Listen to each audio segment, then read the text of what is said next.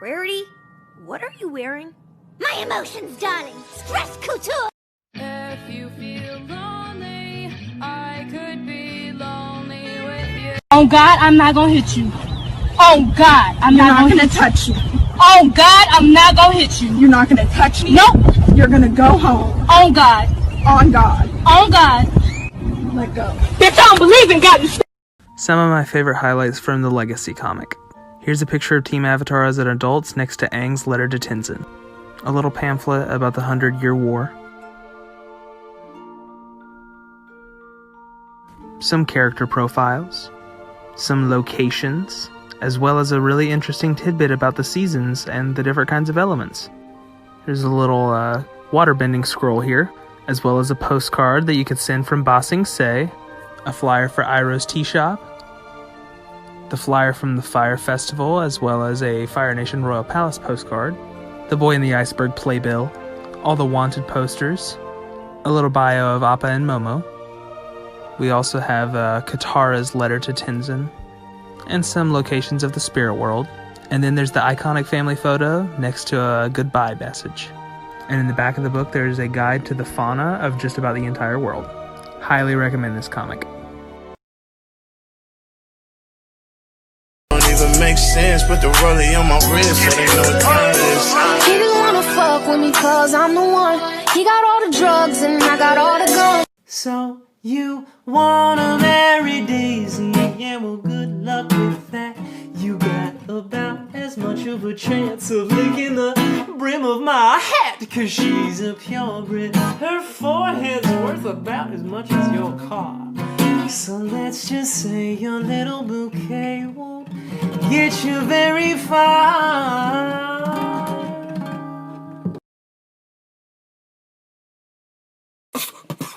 Rest in peace. Rest in peace. Can we talk about the similarities between Gran and Paku right here? You, my brave warrior, be nice to your sister. Take care, son.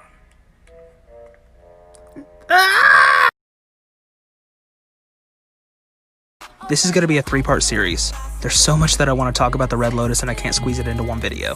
Isn't it crazy that they had to build all of these prisons for each individual Red Lotus member? An entire wood prison for a lava bender, a volcanic one for a water bender, and not to mention the ice prison that they kept Pali in.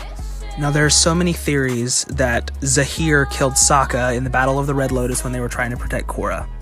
And while I'm not sure if that's true, I think it might be possible, because even without airbending, Zahir was the most feared of any of the Red Lotus members. We see when people are visiting the prisons that the only one they make stand up against the wall with their hands behind their head is Zahir, and he's also the only non-bender. For them to fear that man more than Ghazan the lava bender, Pali the combustion bender, and Ming-Hua the literal no-armed ice bending master, it's insane. I think Zahir was Sokka's antithesis. He was as equally a fighter as Sokka. Stay tuned for part 2. You know, I'll be really sad when you have to leave. It's been really great getting to know you. Really. But you will be coming with me to the north. There we will live the rest of our lives together in icy bliss. Foolish Bolin.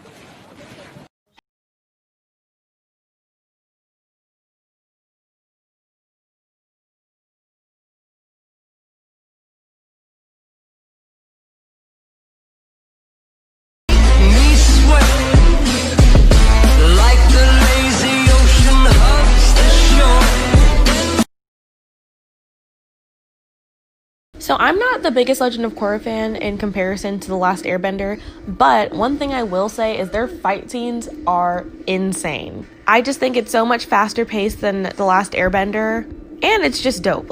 It's crazy. It's so good. Bye-bye, Ponytail Man! If you get through to Korra, tell her I said hi. Do you feel anything yet?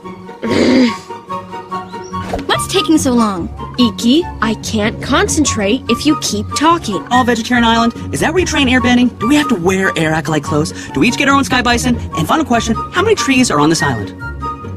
Yes, no, 10,552. In a way, all airbenders are our family. Does that mean I have to share my room because I like my personal space? I'm Janora. I'm so above it all because I'm meditating all the time. So, where have you looked for? We've been traveling down the west coast. That doesn't make any sense. You don't make any sense!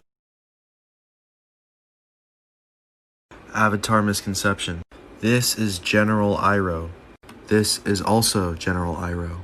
In modern times, this General Iroh, he is the general of the United Forces. However, he is not the son of Zuko and Mai. He is the son of Azumi. Azumi is the Fire Lord in Korra's time. However, Azumi is the child of Zuko and Mai. This makes General Iroh the grandson of Zuko, not his son.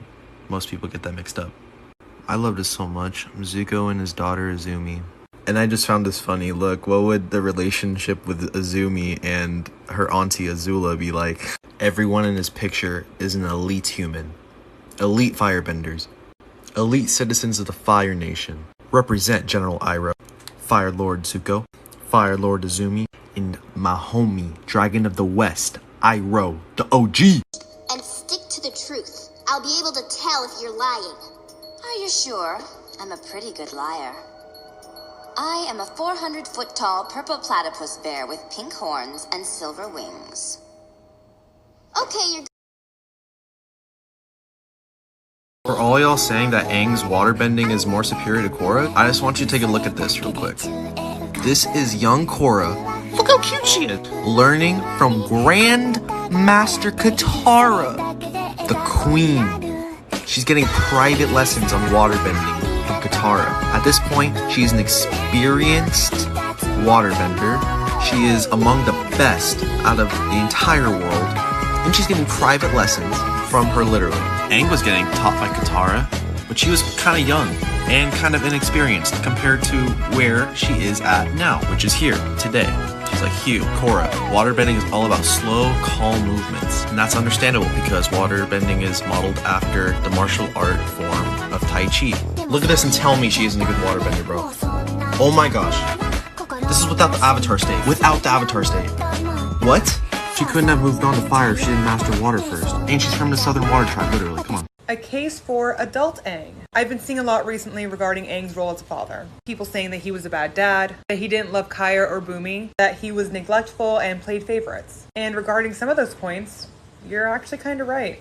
However, Aang absolutely loved Kaya and Bumi. And no, he did not keep having kids until he finally got an airbender. And I honestly think Katara would not let that fly. So let's dig in. This is going to be a two-parter, by the way. First of all, Aang's situation is unique. He was the last airbender, period. Which means his nation and his race would have died with him. Other than being the Avatar, Aang had the sole responsibility of keeping the Air Nation alive, both genetically and culturally. And it was a giant weight on his shoulders, as stated by Katara in her letter to Tenzin. And when Tenzin was born, that weight was finally lifted. Now, does that make the favoritism right?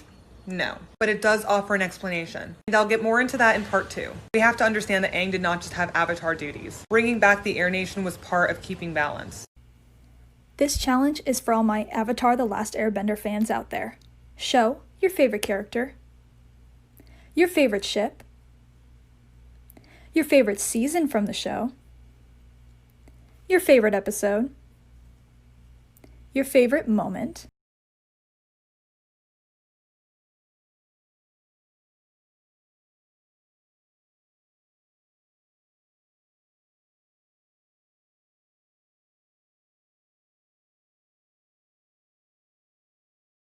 Dance like a god. Dance like a god.